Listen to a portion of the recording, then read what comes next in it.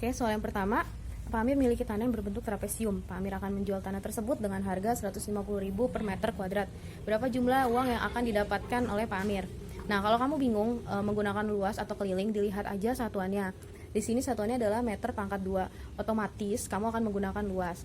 Karena setiap satuan yang berpangkat 2, cm pangkat 2 kah, meter pangkat 2 kah, atau desimeter pangkat 2 kah, itu akan menggunakan konsep luas. Sedangkan kalau misalnya satuannya meter, cm, atau desimeter, kita akan menggunakan konsep keliling. Jadi kalau bingung, pertama lihat dulu satuannya.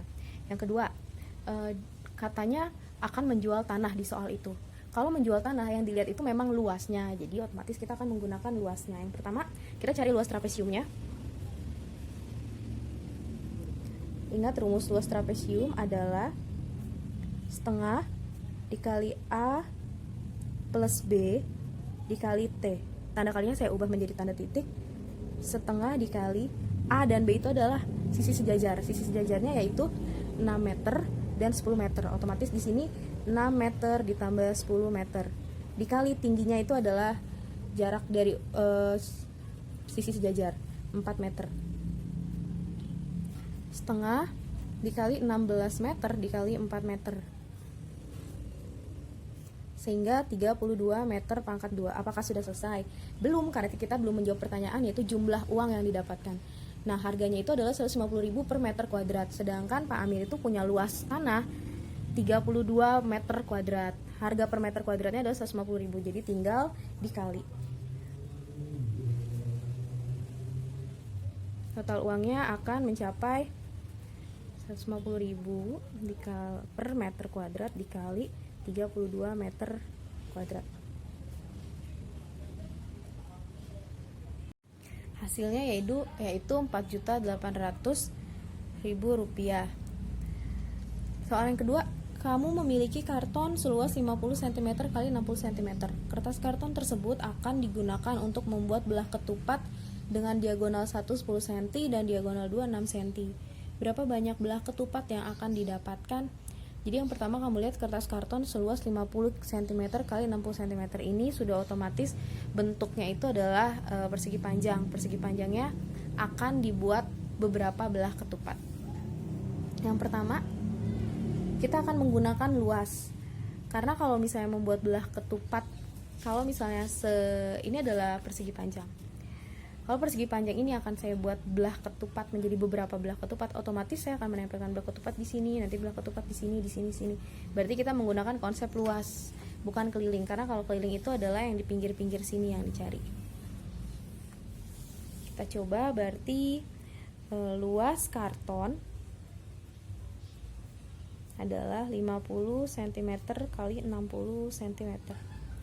Luas karton akan dibagi menjadi beberapa ketupat. Berarti ini dibagi dengan luas belah ketupat.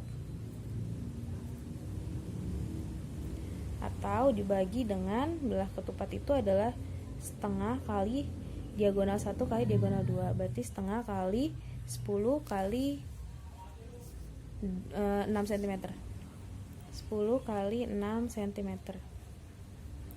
Coret-coret. Terus coret-coret 3, 60 bagi 3 adalah 20 kali 5, berarti ada sebanyak 100 belah ketupat.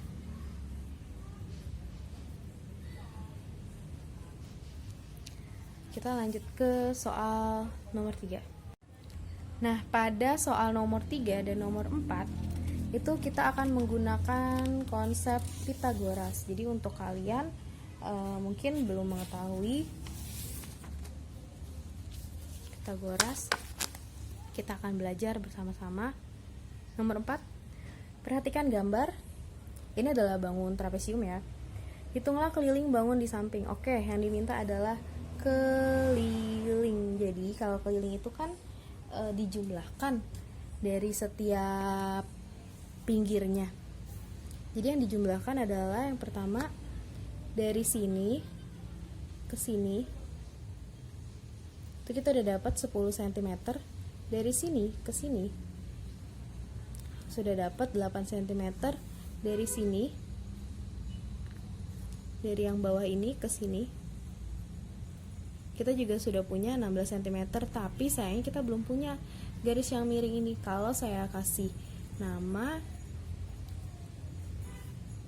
berarti kita tidak punya panjang PT. Nah, panjang PT ini akan kita cari dengan menggunakan triple Pythagoras. Yang pertama, triple Pythagoras itu bukan triple Pythagoras ya, Pythagoras.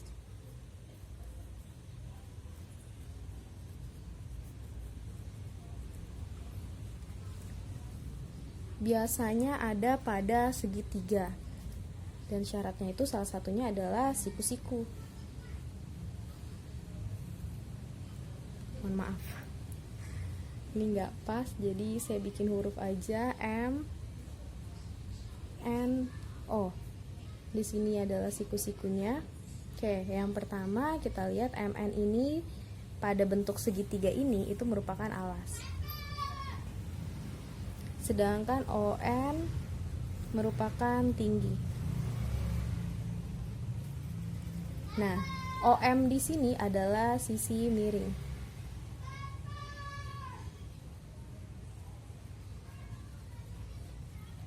Dari tiga hal ini kita akan membentuk satu rumus untuk Pythagoras. Kalau alas saya kasih lambang dengan huruf A, tinggi kita kasih lambang dengan huruf T, dan sisi miring saya kasih lambang dengan huruf S. Jadilah satu rumus, yaitu sisi miring kuadrat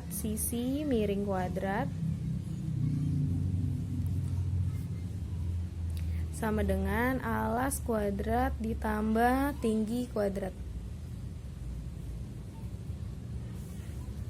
Atau kalau disingkat, S kuadrat sama dengan A kuadrat ditambah T kuadrat. Rumusnya simple. Rumusnya hanya ini aja.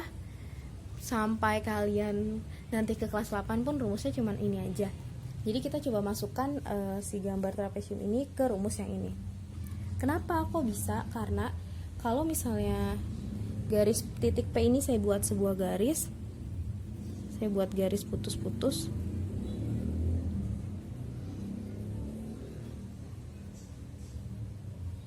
menjadi sebuah segitiga siku-siku. Siku-sikunya itu di sini. Nah, seperti konsep yang ini kita lihat garis di depan sudut siku-siku, garis di depannya itu OM, itu merupakan sisi miring. Sama seperti segitiga ini, begitupun pada trapesium. Garis di depan sudut siku-siku, yaitu PT, itu merupakan sisi miring. Jadi kita langsung tulis di sini ya, S kuadratnya itu adalah PT. Berarti ini adalah panjangnya PT kuadrat sama dengan, selanjutnya alasnya itu adalah NM. Kalau di sini alasnya itu adalah, kalau di sini kita pasang huruf W, sehingga yang menjadi alas itu adalah WT.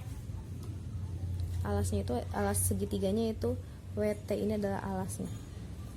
Ini kita taruh lagi di sini WT ditambah tinggi kuadrat. Tinggi kuadrat pada segitiga siku-siku itu adalah ON, sisi tegak dari sebuah segitiga siku-siku. Begitupun pada trapesium ini, tingginya itu adalah PW. Jadi kita masukin lagi di sini PW kuadrat. Selanjutnya tinggal kita masukkan angkanya. PT kuadrat. Karena PT yang dicari, jadi tidak ada angkanya, tetap tulis PT kuadrat sama dengan WT. Nah, untuk mencari WT, kita bisa lihat dari S ke T itu adalah 16 cm. Sepanjang ini adalah 16 cm. Sedangkan yang atas ini itu adalah 10. Otomatis karena kita sudah membuat garis baru, otomatis yang ini juga 10. S ke W itu adalah 10 cm. S ke T 16, sedangkan S ke W adalah 10. Maka sisanya adalah punyanya W ke T, sehingga alasnya itu adalah 6 cm. Berarti W ke T itu adalah 6 cm. 6 kuadrat ditambah PW. PW itu adalah tinggi dari segitiganya. Tinggi segitiganya akan sama dengan tinggi yang ini. Panjangnya akan sama. Jadi panjangnya adalah 8. Kita masukkan 8 cm atau langsung 8 kuadrat. Tinggal dihitung PT kuadrat sama dengan 36 ditambah 64 PT kuadrat sama dengan 100. 36 tambah 64 100. Berarti PT-nya adalah akar dari 100. PT adalah 10. Tinggal kita oper ke sini. PT-nya adalah 10 cm. Selanjutnya barulah kita bisa menghitung keliling. Jadi untuk menghitung keliling, yang pertama, kalau sudah ditulis sebaiknya diberi tanda P ke R 10 cm. Sudah diberi tanda ini 10 cm ditambah R ke S 8 cm. 8 cm ditambah S ke T 16 cm. 16 cm ditambah T ke P itu adalah 10 cm atau PT yang tadi kita cari. Hasilnya adalah 18, 34, 44 cm.